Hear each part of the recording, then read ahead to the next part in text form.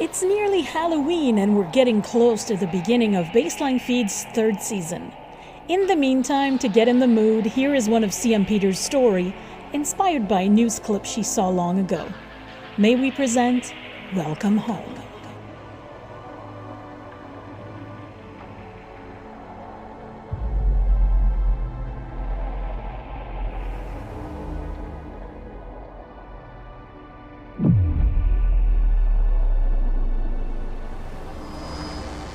This funeral home turned motel was creepy.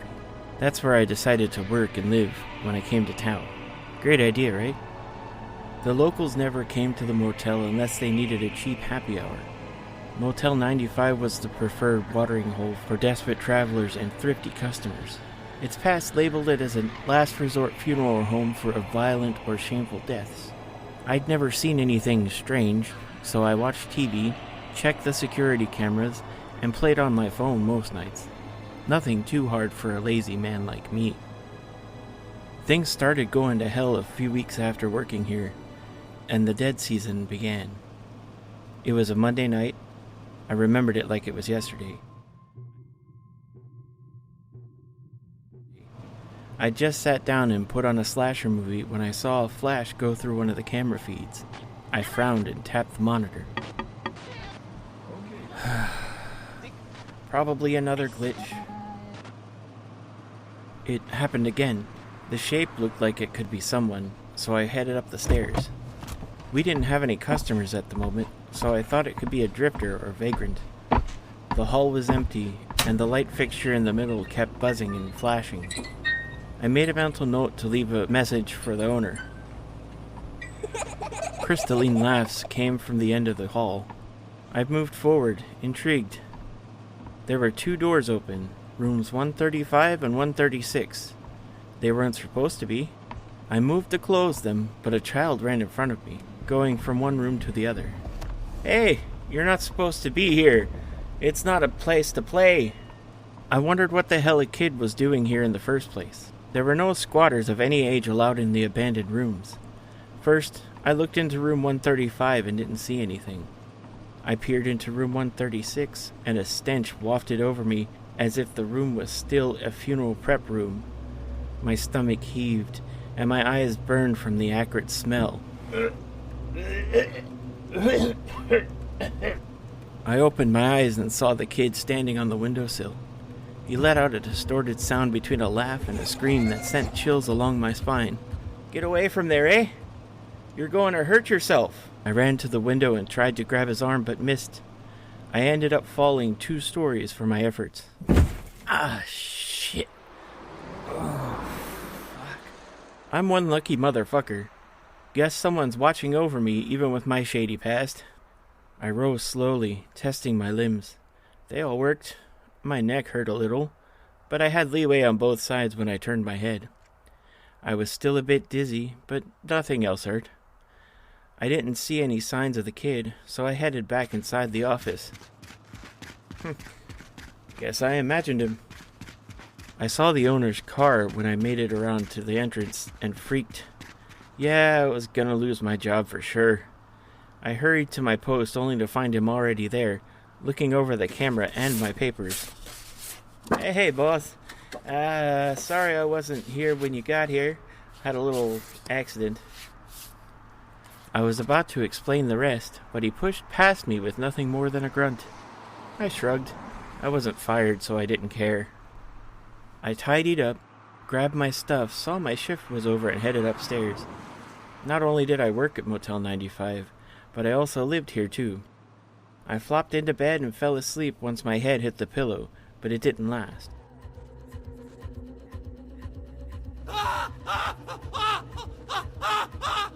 I awoke in a cold sweat.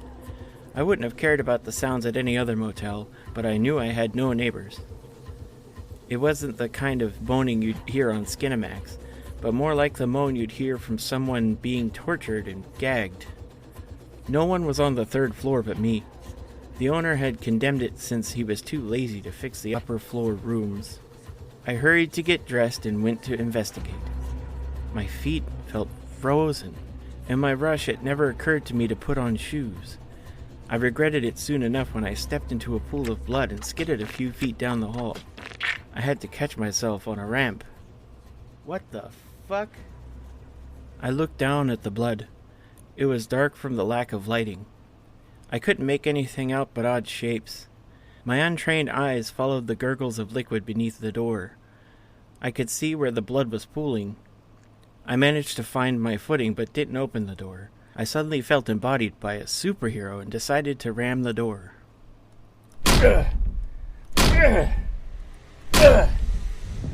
What I found on the other side was worse than I'd ever imagined. Oh, fuck. Blood soaked the carpet, and every step I took made a squelching sound. I made my way to the bathroom and found the tub filled with a mixture of blood, water, and a naked body. I ran to the nightstand to use the room phone, only to see there was none. Of course, the rooms up here weren't set up for guests.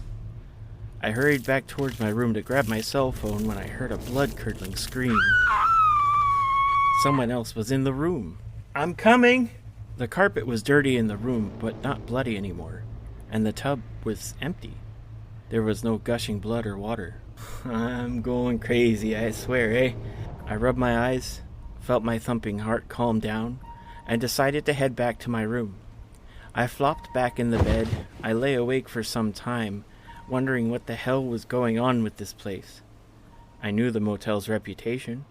I didn't care so much when I arrived because I had shit to think about. Besides, running from the law left me mentally exhausted.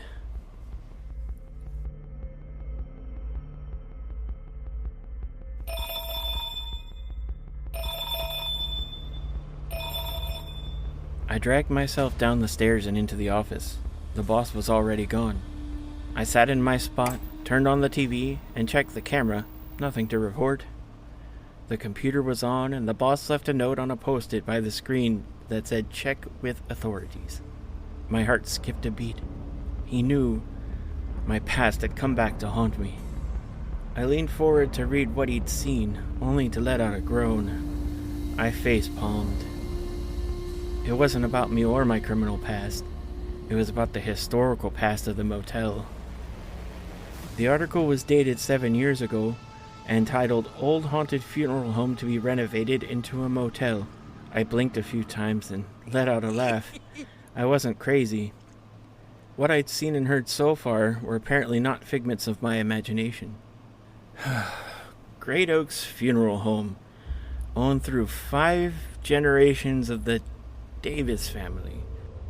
Closed 13 years ago due to the family owing back taxes. Local businessman Jake Wellerman, known for his renovation of the Percy Market, bought the funeral home from the bank and has plans to convert it into a motel.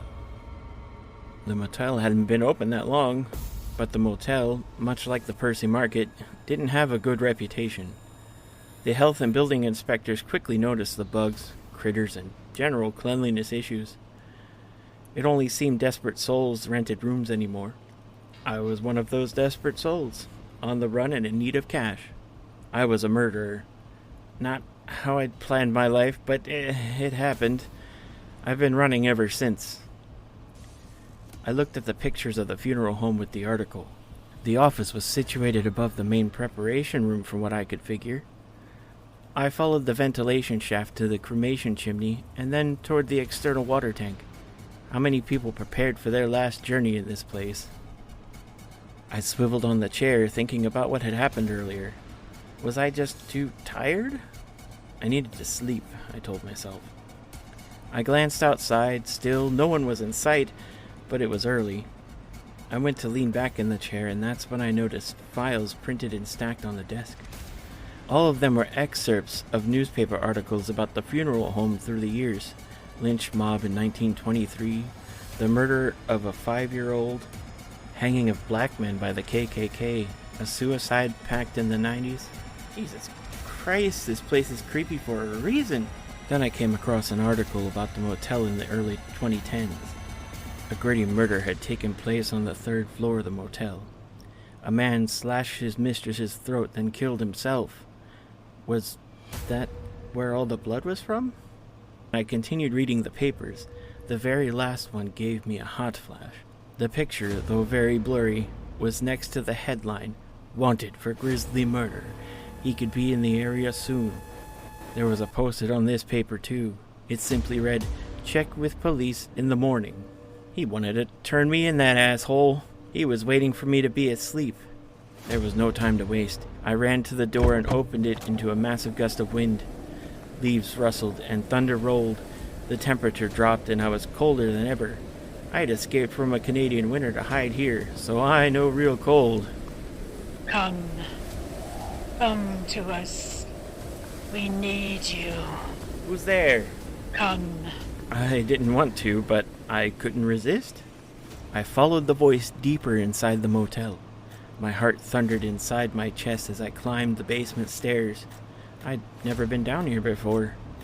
The smell was disgusting, as if embalming liquid still bubbled in jars on the counter.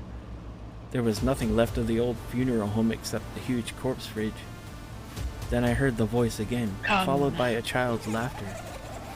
The sounds led me back upstairs and towards room 136. I caught a glimpse of the kid as he swerved by me and ran through the closed door of room 135. I had no doubt in my mind that this place was haunted. Any other person would have ducked and run, but I was surprised at how cool I was with it. Sure, I was a little scared, but I had seen worse. I decided to leave the kid alone and let the kid play. Have fun. Don't fall out the window again. My paranoia died down, and I made my way back down to the office. The mysterious, ghoulish voice and strange noises stopped, leaving me with a boring night. Once I had thought I heard strange voices on the night, but everything remained quiet. I finished the night by watching a couple of movies and catching up on some much-needed rest. It was another night with no customers. I went back to my room before the owner arrived at the crack of dawn. It was payday today and he'd be grumpy as usual.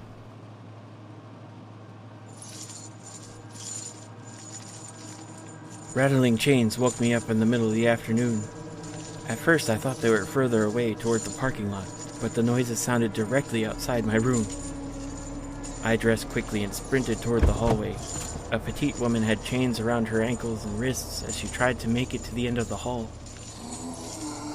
She was moaning and stumbling the whole way. "Ma'am?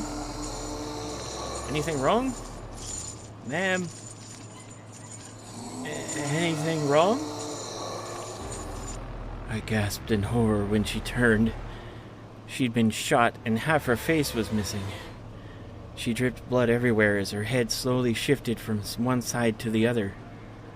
I figured she was trying to communicate, but I couldn't see how I'd understand. Inarticulate sounds came out her mouth, but not a single understandable word. I backed away slowly, and she didn't try to follow. Come to us. We need you. A shiver ran down my spine, and I was ready to head back to my room. I ended up bumping into what I thought was a wall, only it wasn't a wall. It was a man. A mountain of a man. I slowly looked up and was face to face with the biggest guy I'd ever seen in my life. I immediately recognized him. "Oh shit! Max, but man, I'm sorry. It was an accident."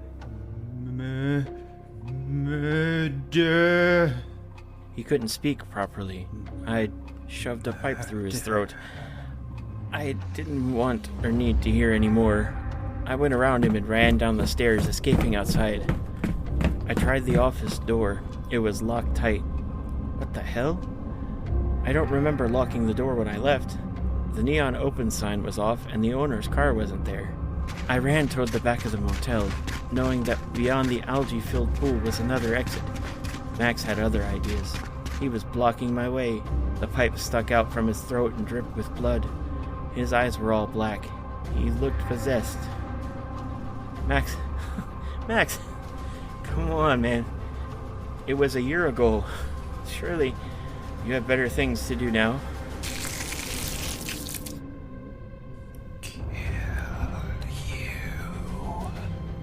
My only options were to unlock the door or fight Max. Fight a ghost? I let out a nervous laugh. I had no clue what to do. I saw Max move closer. His impressive stature slowed his demeanor. I ducked to his right side and ran up to my room. I'd gather my things and leave before he'd make it up here. I glanced back as I rounded the corner and saw Max had disappeared. My nervous laugh returned. I remembered the last time I saw Max. We were working together on a ranch and never got along. He was strong but dumb, and I never let him forget it. One day he ended up charging me in a blind rage after too many insults. I grabbed the closest thing, a pipe, and threw it at him. I heard horrible gurgling sounds as he tipped over. I knew he was gonna die, so I ran. I hadn't stopped running till I came to this shit motel. Now it was time to move on. I didn't feel like getting haunted by this dumb sack of potatoes. I grabbed my stuff, packed it in my always ready to army duffel bag, and went downstairs. I left a note to the owner, and as I put it down, a new paper clipping caught my eye. Murderer on the loose. I frowned. It was my picture by the title. And it was clear this time. He definitely knew. I never liked that guy anyway. He was an asshole. No way I'm going to jail. I crumpled the note and threw it away. It was useless to wipe my prints from the place. They were all over.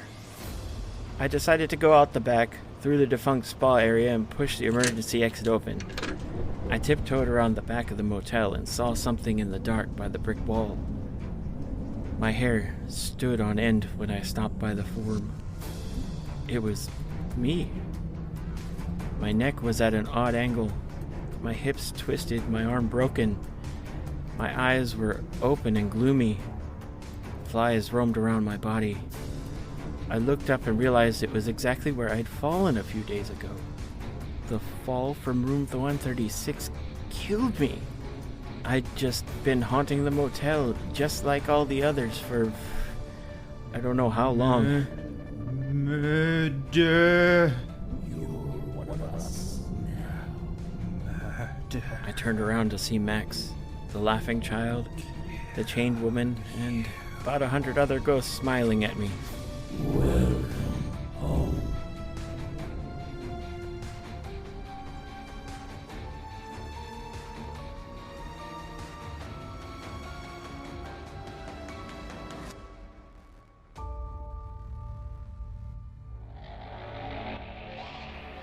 Stuck between a rock and a hard place, are we? Thank you to actors Erik Fones, Sigcorps, and Arthur Unk. Production and musical arrangements by C.M. Peters. Don't forget to follow us on Facebook, Twitter, Instagram, and if you really love us, become a patron on Patreon. And as always, join us on Discord for a lot more fun. Much love from the Baseline Feed team.